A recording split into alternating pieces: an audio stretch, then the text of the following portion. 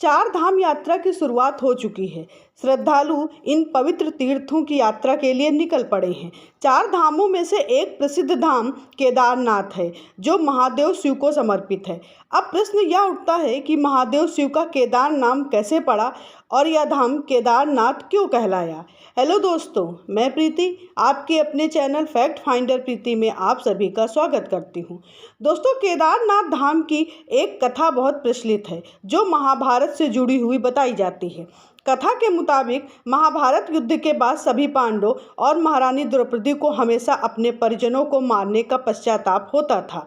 फिर ऋषियों ने उन्हें सलाह दी कि इस दुख से मुक्ति के लिए महादेव शिव की शरण में शांति तलाशनी होगी।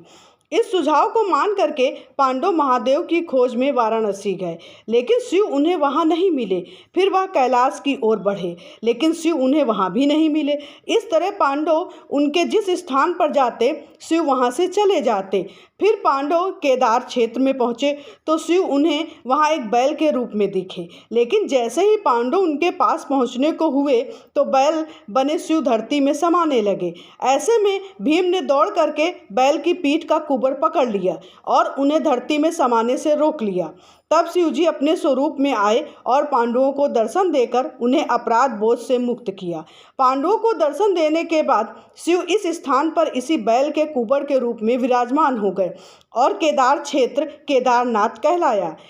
मंदिर में एक दीवार पर पांचों पांडवों की नक्काशी भी उकेरी देखी जा सकती है, जो इस मंदिर के पांडवकालीन होने की गवाही है। फिर भी इस कथा से यह स्पष्ट नहीं होता है कि महादेव शिव केदार कैसे कहलाए या फिर इस क्षेत्र को केदार क्षेत्र क्यों कहा गया। इस प्रश्न का जवाब स्कंद पुराण में मिलता है, जहां केदारनाथ भगवान शिव की विस्तृत कथा का वर्णन है। इस कथा के मुताबिक एक बार किसी काल में हिरण्याक्ष नाम का एक दैत्य हुआ था। इस दैत्य ने त्रिलोक को अपने अधिकार में कर लिया और इंद्र आदि देवताओं को खदेड़ दिया। स्वर्ग से निकाले गए देवराज हिमालय क्षेत्र में मंदाकिनी नदी के किनारे किनारे चलते हुए एकांत स्थान पर पहुँचे और दैत्य से हार के कारण क्षुब्ध होकर के तपस्या में लीन हो गए। उन्होंने कई वर्षों तक की शिव जी की तपस्या करी।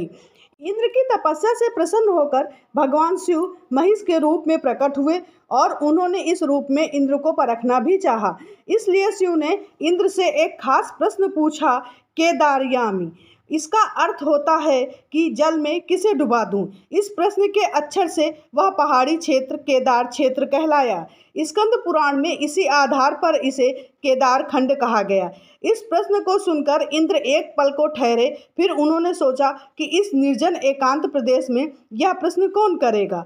तब उन्होंने सोचा कि यह प्रश्न इस भैंसे का ही हो सकता है और कई वर्षों की तपस्या से इंद्र हर प्राणी की चेतना में ईश्वरीय शक्ति को देख सकते थे।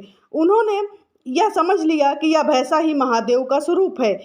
इंद्र ने उन्हें अपना आराध्य कहकर प्रणाम किया तो भैंसे ने फिर पूछा कि किसे डुबाऊं। इंद्र ने शिव को 5 राक्षसों के नाम बताए जो उनके और देवताओं के लिए खतरा थे। फिर इंद्र ने कहा कि इन 5 दैत्यों का आप वध कर दीजिए, अन्य दैत्य और दानव तो यूं ही कमजोर पड़ जाएंगे।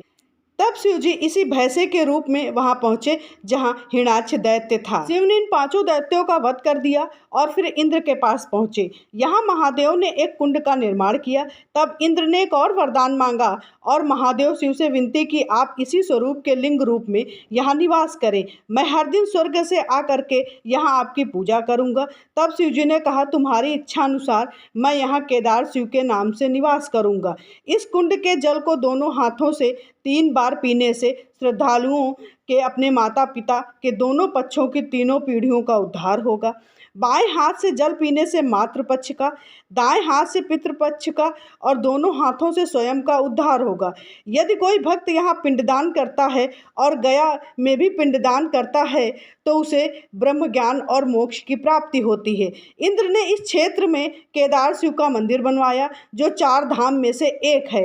मंदिर की यात्रा 6 माह तक होती है। सर्दियों में ये मंदिर बंद रहता है।